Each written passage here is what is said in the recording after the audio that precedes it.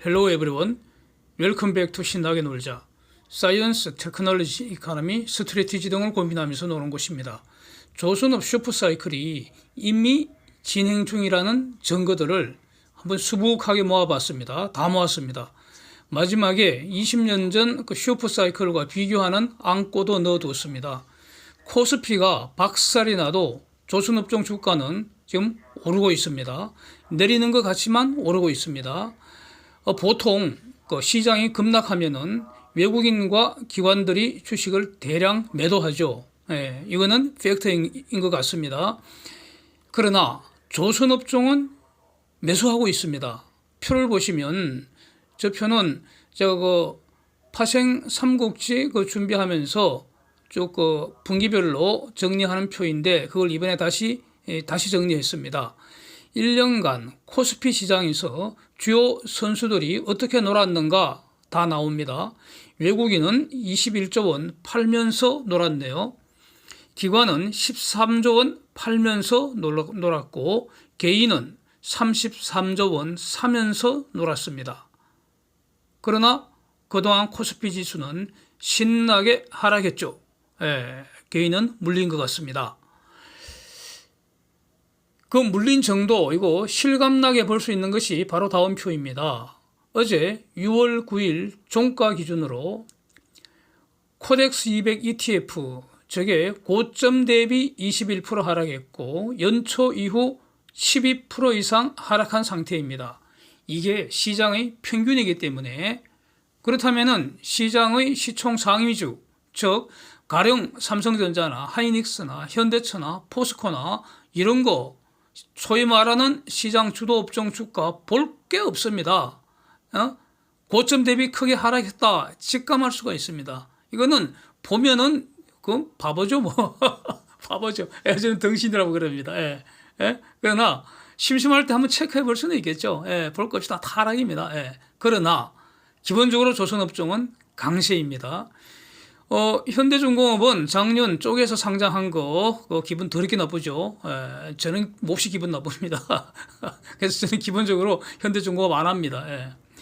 삼성중공업은요, 유상증자 한 사실 다 고려를 해야 합니다. 하여튼 yield to date 수익률이 삼성중공업이 6% 이상이기 때문에 시장 초과 수익률이 18%입니다. 이렇게 말할 수 있습니다. 이것은 시장의 주도 업종이 원래부터는 조선업으로 이전됐다 이걸 말합니다. 뭐 주도 업종이 태어날 때부터 주도 업종이 따로 있습니까? 시장 평균보다 더 올라가는 게 그게 바로 주도 업종입니다. 그래서 지난 6개월, 3개월, 1개월 단위 외국인들 또 기관들, 개인들 그러니까 순매수 추이를 정리를 해봤습니다. 표 보시면 삼성중공업, 현대중공업 외국인들은 집중 매수하고 있는 게 딱 드러납니다. 다른 거 다 내다 팔면서 즉 다른 거 내다 팔았다는 거는 이익 엄청 봤다. 다 이익 실현하는 것이죠. 지금 팔고 있는 거는 이익 실현입니다. 그 돈으로 싸구려 15년 이상 주가가 바닥에서 빌빌 길고 있는 그 조선주를 쓸어 담고 있다. 이렇게 봐야 되지 않겠습니까? 다만 외국인들은 대우조선은 주구장창 내다 팔고 있는 것 같습니다. 표를 보면은 데이터를 보면은 다 나와 있지 않습니까? 데이터는 거짓말을 할 수 없기 때문이죠. 그런데 개인은 정반대입니다. 보시면 정반대입니다. 삼성중공업 보시면 외국인은 6개월, 3개월, 1개월 누적 순매수 전부 강력합니다. 기관은 3개월 누적은 찔끔 팔았는데 1개월 그 누적 순매수 보면은 외국인 따라서 최근에 강력 매수했다는 거 알 수 있습니다. 개인은 6개월, 3개월, 1개월 누적 순매도입니다. 자, 누가 이길 것인가? 누가 웃을 것인가? 저는 그 외국인과 한 편인 것 같아서 사실은 기분이 상당히 좋습니다. 지금 아직까지는 좋습니다. 네. 주가 그래프 한번 보겠습니다. 최근 1개월 코스피 움직임과 조선업종 주가 그래프 보시죠. 삼성하고 현대는 좋습니다. 대우가 좀 비실거리는 것 같습니다. 뭐 코스피는 말할 것 없이 비실비실이고요. 자, 상반기가 지나기 전에도 벌써 작년 같은 기간 수주량 3배 이상입니다. 물론 LNGC 기준입니다. 예? 지금은 액화 천연가스 운반선, 즉 LNGC 위주로 이 슈퍼사이클이 진행되는 것 같습니다. 작년에는 제일 먼저 스타트 끄는 것이 컨테이너선이었고요. 그래서 물론 원래도 컨테이너선 중요하지만 LNGC 이 운반선이 가장 중요합니다. 그래서 이거 위주로 본다는 겁니다. 그래서 이거 통계를 한번 보면은 물론 다 제가 이렇게 작성을 한 것입니다. 수주 난 거 보고 하나하나 이제 손으로 한 겁니다. 작년 상반기에 15척 수주를 했는데 금년에는 지금이 6월 10일인데 벌써 47척입니다. 아직 상반기 많이 남았습니다. 삼성중공업의 카타르 거는 아직 저기에 세리지도 않았습니다. 그래서 하반기는 저는 더 늘어날 것으로 보고 있고요. 내년은 더 늘어날 것으로 봅니다. 이렇게 보는 근거는요, 제가 소설 쓰는 게 아니고 이전 여러 영상에서 많이 다루었기 때문에 지금 이 순간에는 반복하지는 않겠습니다. 전 더 늘어날 거로 봅니다. 지금 말이죠, 두 개의 전쟁 특수를 동시에 누리고 있다, 이렇게 말씀드릴 수 있습니다. 탄소와의 전쟁, 우크라이나 전쟁, 이 두 가지 전쟁 특수 동시에 누리고 있습니다. 탄소와의 전쟁에서 IMO 탄소 배출 규제가 내년부터 본격적으로 해마다 강화됩니다. 이거는 기존 선박 조기 폐선시키고 신주 발주, 신조선 세배 발주 계속된다는 거, 이걸 기대하게 하는 겁니다. 지금은 가스 운반선 위주로 진행이 되지만 결국 전 선종으로 확대될 수밖에 없을 것입니다. 이렇게 슈퍼사이클은 진행이 되고요. 그래서 20년 전 슈퍼사이클보다는 더 오래 걸리고 크기도 더 클 것 같다는 겁니다. 특히 가스 운반선에서 용선 가치와 신조 가격의 차이가 지금 3배에 육박하고 있습니다. 이거는 너무나 중요한 말이고 굉장히 기분 좋은 말이기 때문에 한 번 더 간략히 반복하겠습니다. 바로 직전에도 말씀드렸는데 표준 사이즈로 1년 용선할 때 하루 용선료가 지금 12만 불 근방에서 이제 놀고 있다는 겁니다. 20년 용선을 하고 났을 때 잔존 가치가 현재 4천만 불이라는 겁니다. 이 시세입니다. 그러면은 가령 이제 이 데이터를 가지고 배를 건조해서 20년 용선하는 경우 그 용선의 현재 가치는 6억 6,200만 불입니다. 이거는 어제 대우가 수주한 가격 2억 3,271만 불, 이게 신조 가격 사상 최고치인데 이거 대략 3배 가까이 되지 않습니까? 이 말은 결국 수주 가격 앞으로 더 오를 가능성 매우 높다는 겁니다. 오른다고 봐야 한다는 겁니다. 거의 100% 이거는.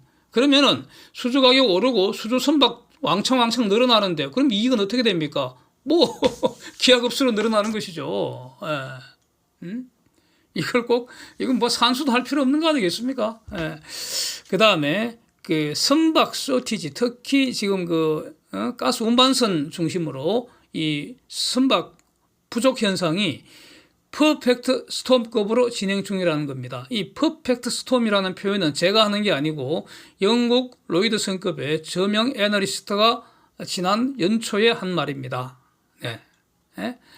이 가스 운반선 내년 이후 인도 척수를 제가 세리봤는데 23년 상반기에 6척, 하반기에 13척. 와, 이 정도는 지금 언발에 오줌 누는 정도도 안 됩니다, 이거. 24년 상반기에 27척, 하반기에 34척 이렇게 많이 늘어나고 있습니다.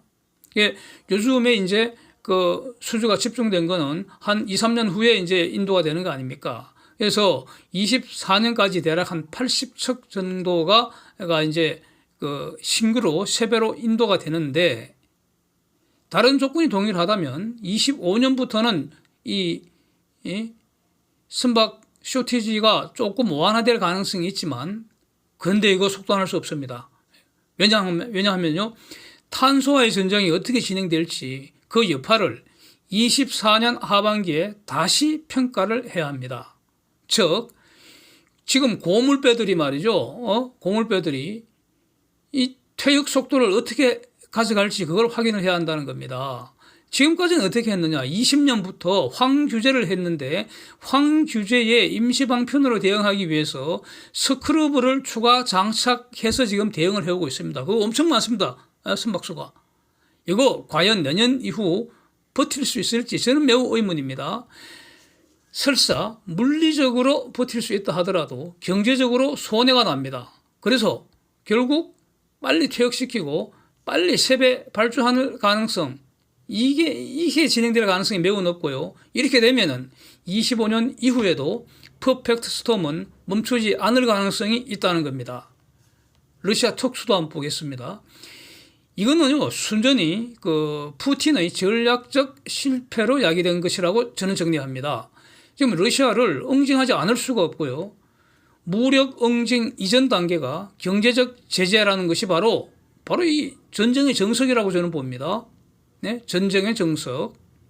설사 푸틴이 지금 무조건 항복하고 나와도 러시아 에너지 독립한다, 이 기본 정책은 달라지지 않을 것 같습니다. 그러니까 러시아는 망했다는 겁니다. 지금 망하고 있다는 겁니다. 이 말은. 그런데 푸틴은 절대로 스스로 항복하지 않을 테고 물러나지 않을 테고 자기 체면 때문이죠. 그래서 서방이 푸틴의 체면을 봐줄 이유도 없고요. 그래서 푸틴은 지금 사실상 국제 정치 무대에서 저 숨쉬는 시체에 불과합니다. 그래서 러시아가 저 시체를 내부적으로 정리하지 않는 한 장기적으로 갈 수밖에 없고, 이거는 결국 러시아 에너지 시장 완전 퇴출 수준으로 진행될 가능성 가장 높은 거 아니냐, 이렇게 정리할 수 있을 것 같습니다. 이거는 결국 조선업 슈퍼사이클을 더 키운다는 겁니다. 진폭을 더 키운다는 겁니다. 더 오래가고 더 키운다는 겁니다. 러시아 에너지 중에서도 특히 가스를 주목을 해야 합니다. 석탄은 지금 사용 중단하는 분위기고요. 석탄에 대해 러시아만 있는 게 아니잖아요. 엄청 얼마나 많은데. 그러나 사용해서는 안 된다는 분위기 아닙니까? 그래서 석탄은 앞으로 사용 중단됩니다. 마치 마약 비슷하게 그렇게 될 가능성도 있는 거죠. 석유는 연료로서는 크게 증가하기 힘듭니다. 탄소와의 전쟁 때문입니다. 이게 연료로서, 에너지본으로서 석유는 크게 증가하기 힘들고, 그러면 그 모든 공백을 지금 가스가 메울 수밖에 없습니다. 이게 가장 현실적인 가능성이 높다는 겁니다. 석탄이 내던 열량을 거의 대부분 가스로 대체할 수밖에 없고, 경제 성장에 따라서 늘어나는 에너지 수요도 가스가 대체할 수밖에 없다, 이겁니다. 그래서 이 가스 전성시대는 상당 기간 지속될 수밖에 없고, 그래서 가스 공급 늘리기 위해서는 FLNG라든지 이런 가스 산업 호황이 이어질 가능성이 매우 높은 겁니다. 현재 탄소 포집 연구가 여러 방면으로 매우 활발하게 진행 중이다.